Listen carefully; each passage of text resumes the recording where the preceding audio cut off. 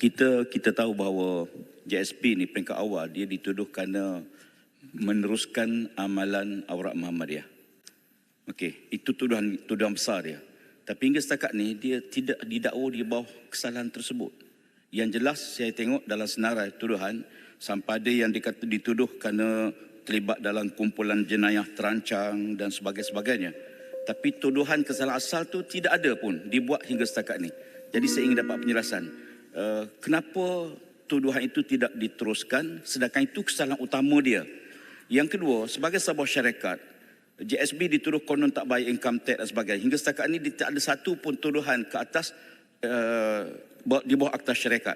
Dan saya ingin bertanya, hampir 600 orang anak-anak ni yang ditahan, sampai bila mereka nak ditahan dan mereka dipisahkan daripada ibu bapa? Sebab ada kes anak-anak yang setahun setengah pun terus ditahan dan dia terpaksa menggunakan pengguam, keluar duit untuk dapat kembali anak dia. Jadi saya dapat penjelasan. Terima kasih.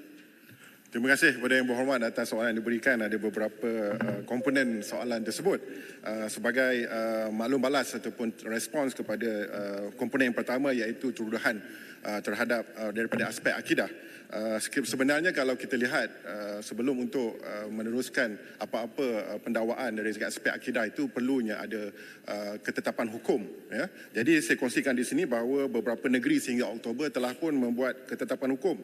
Negeri Perlis, Pahang, Selangor termasuk juga Muzakarah MKI juga telah bersidang dan telah menetapkan beberapa ketetapan hukum dan ketetapan hukum ini yang akan menjadi rujukan di antaranya untuk melakukan pendakwaan. Selain daripada itu, untuk memastikan sebelum pendakwaan dibuat itu, bukti-bukti itu perlu dipastikan kesahihan dan juga kekuatan dari segi aspek bukti itu sendiri.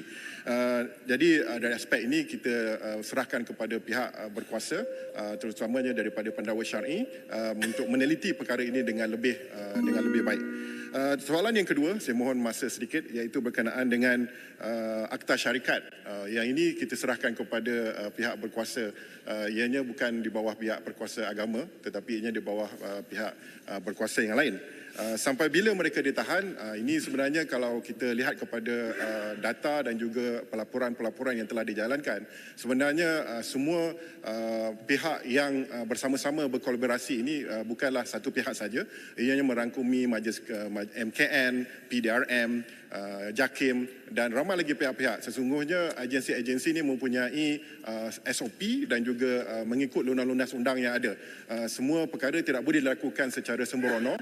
Maka dengan itu kita memberikan satu kepercayaan dan keyakinan bahawa agensi ini memainkan peranan sebaiknya selaras dengan untuk melindungi kebajikan semua mereka yang terlibat. Sekian, terima kasih.